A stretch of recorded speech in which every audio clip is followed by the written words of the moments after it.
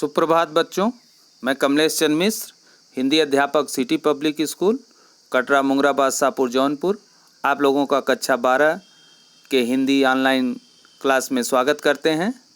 आज आप लोगों को आरोह भाग 2 के काव्य खंड से तीसरा पाठ कविता के बहाने बात सीधी थी कुंवर नारायण जी का पढ़ाने जा रहे हैं। इस पाठ में कुंवर नारायण जी कविता के बहाने चिड़ियों की उड़ान, फूलों की मुस्कान, बच्चों की क्रीड़ा, बच्चों का खेलकूद कविता के माध्यम से स्पष्ट किए हैं। परंतु जहाँ सबकी अपनी सीमा है, वहीं बच्चे के सामर्थ्य की तरह कविता में भी असीम संभावनाएं हैं। जहाँ कहीं रचनात्मक ऊर्जा होगी, वहाँ सीमाओं के बंधन खुद ब खुद टूट जाते हैं। कविता के बहाने ये एक यात्रा है, चिड़िया की, फूलों से लेकर बच्चों तक। आइए कविता देखते हैं। कविता के बहाने। कविता एक उड़ान है चिड़िए के बहाने, कविता की उड़ान भला चिड़िया क्या जाने। बाहर भीतर इस घर उस घर, कविता के पंख लगा उड़ने के माने, चिड़िया क्या जाने। यह कविता, इस कविता का संदर्भ इस प्रकार से हम लिखेंगे। प्रस्तुत काव्य हमारी पाठ्यपुस्तक आरोह भाग 2 से लिया गया है। इस के रचयिता कुंवर नारायण जी है। और प्रसंग इस प्रकार से लिखेंगे। प्रस्तुत काव्य में कवि ने कविता की तुलना चिड़िए की उड़ान से किए हैं। और व्याख्या, कवि कहना चाहते हैं कि कविता एक उड़ान है चिड़िया के बहाने, कविता भी चिड़िए की तरह उड़ान भरती है। लेकिन कविता की उड़ान और चिड़िए की उड़ान से अलग है, क्योंकि चिड़िए की उड़ान की एक निश्चित सीमा है, जबकि कविता में भाव की, विचार की उड़ान किसी भी सीमा या बंधन से मुक्त है। कविता की उड़ान भला चिड़िया क्या जाने, वह असीम है, वह अनंत उड़ान है। इसी कारण कवि आगे कहते हैं, बाहर भीतर इस घर उस घर, कविता के पंख लगा उड़ने के माने, चिड़िया क्या जाने। इसी कारण कवि कहते हैं, बाहर भीतर सब घरों में कविता के भाव रूपी पंख लगाकर उड़ने का अर्थ चिड़िया भी नहीं जान सकती और न समझ सकती है। वास्तव में कविता में कवि की असीम कल्पना के पंख लगे हैं, अतः कविता के पंखों की समता चिड़िया के पंख नहीं कर सकते। अगला देखेंगे।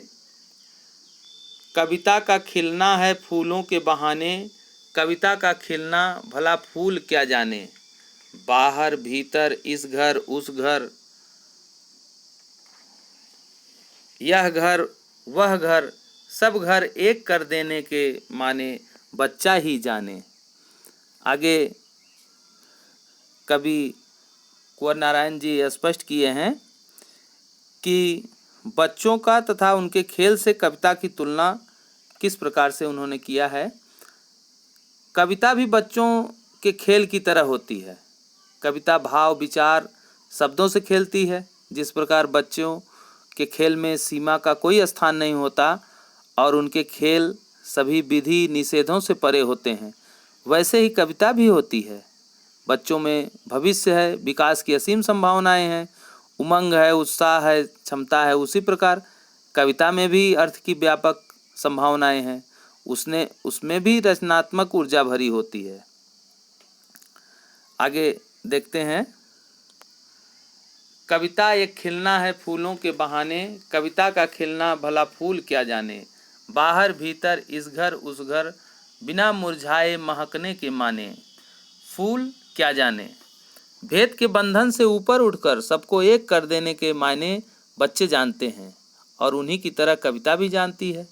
प्रायः यह जिस प्रकार बच्चे अपना पराये का भेद नहीं जानते, इस घर उस घर, बिना मुरझाए महकने के माने, फूल क्या जाने।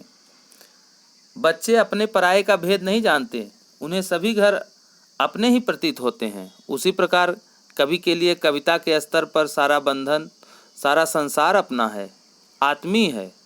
इसका उद्देश्य कविता द्वारा सार्थक और रचनात्मक विचार अथवा संदेश जन जन तक, घर घर तक पहुंचाया गया है।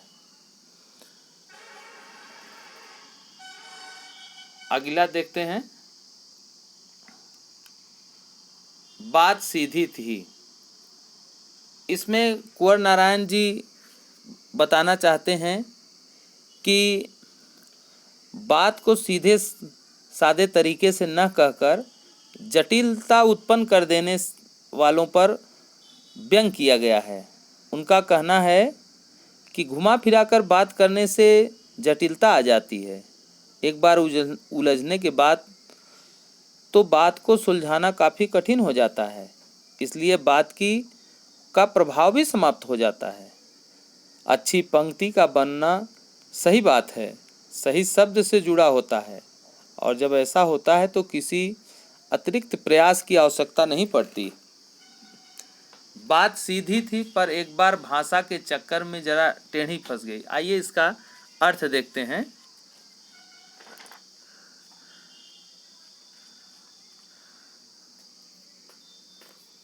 कुंवर नारायण जी कहते हैं कि बात सीधी थी लेकिन भाषा के चक्कर में पड़कर जरा टेढ़ी हो गई।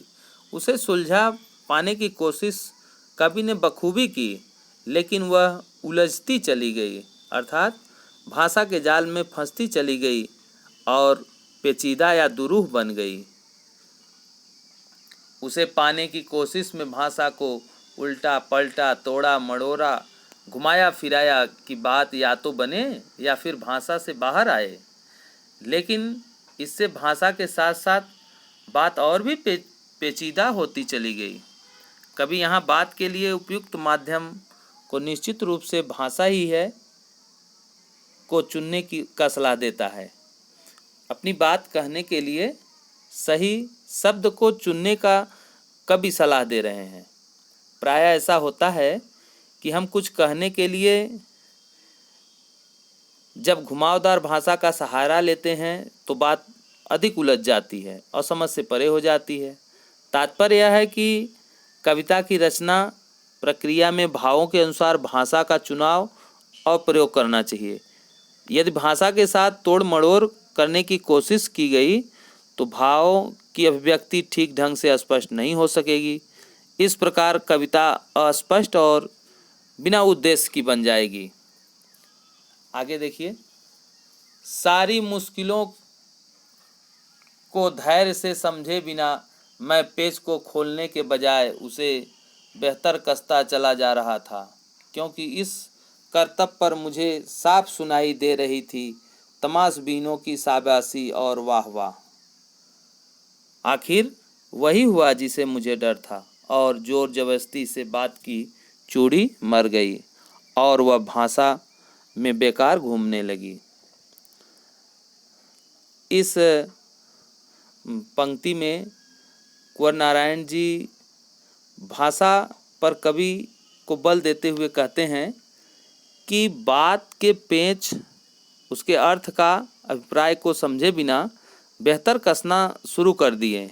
इसका परिणाम यह हुआ कि बात की चूड़ी मर गई, अर्थात वह निरर्थक हो गई, उद्देश्य विहीन हो गई। उसकी कसावट, उसका पैनापन शब्दों की गठरी बनकर रह गई। कवि को ऐसा करते देखने वालों ने उनका व्यंग पूर्वक वाहवाही के शब्दों में उपहास किया। साफ साफ सुनाई दे रही थी तमाशबीनों की शाबाशी और वाह वाह।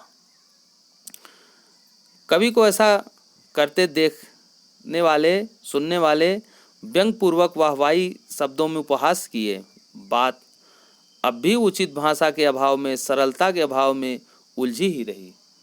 आखिरकार वही हुआ जिसका मुझे डर था, और जोर जबरदस्ती से बात की चूड़ी मर गई और वह भाषा में बेकार घूमने लगी।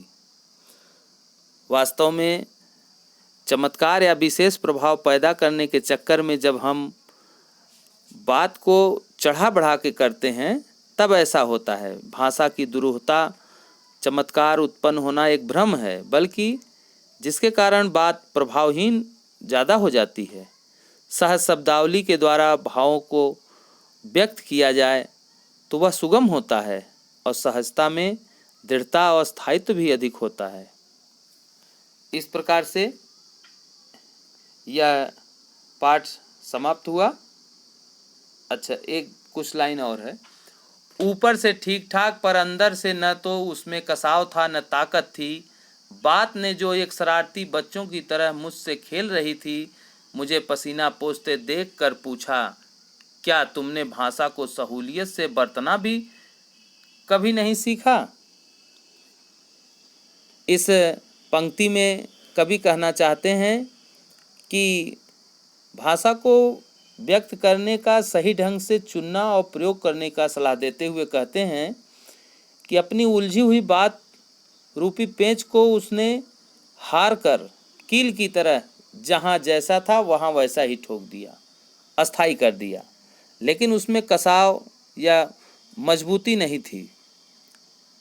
तभी बात ने जो कवि के साथ शरारती बच्चों के साथ खेल रही थी, परेशान हो चुके कवि को पसीना पोंछते देखकर भाषा की सहूलियत, भाषा का उचित और सरल प्रयोग करने के संबंध में चेताया। वास्तव में यहाँ कविता के लिए सहज और सरल भाषा के चुनाव का आग्रह कवि कर रहे हैं।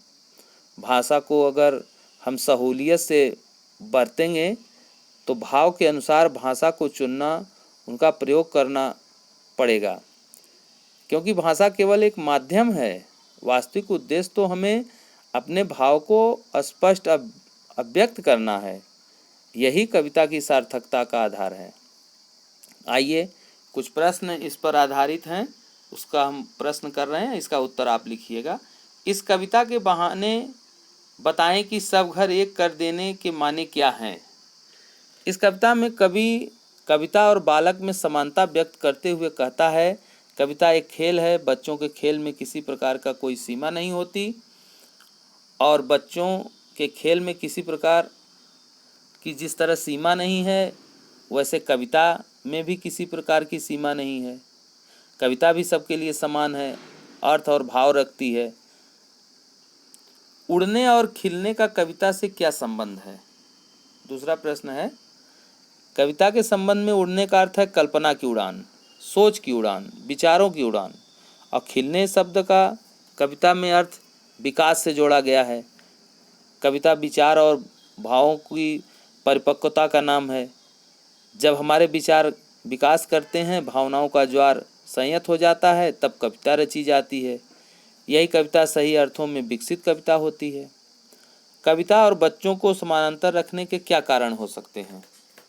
तीसरा प्रश्न है, कवि ने बच्चे और कविता को समांतर इसलिए रखा है क्योंकि जिस प्रकार बच्चों के असीम सपने होते हैं, बच्चों के खेल के अनंत की कोई सीमा नहीं होती, बच्चे की प्रतिभा, उसमें छिपी संभावना का कोई अंत नहीं है, वैसे ही कविता भी असीम होती है।